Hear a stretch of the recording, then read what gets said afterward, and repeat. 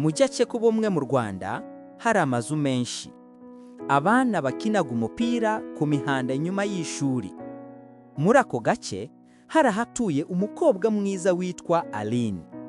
Buri gitondo Aline yasuhuzaga abaturanyi bose aseka, kandi agafasha umuvandimwe we muto kwambara inkweto.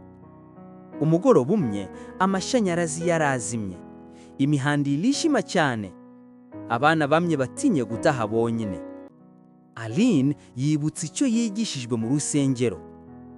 Yibutsa ko Imana ishaka ko abana bayo baba umucyo. Aline yagiye mu nzu afata itoroshi nto, ahagarara hafi y'umuhanda, ahamagara inshuti ze.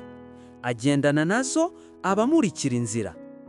Aline yaganiraga neza n'abandi, akavuga amagambo asekeje, abana bose bakaseka. Bidatinze abandi bana nabo bazanya amatara yabo. Inzira yongeye kugaragara neza. Ababyeyi barishimye cyane, babonye abana babo batasha amahoro. Iryo joro Aline yize isomo rikomeye. Iyo ugize neza, ugafasha abandi, ugakora ibiza, uba uri mucyo.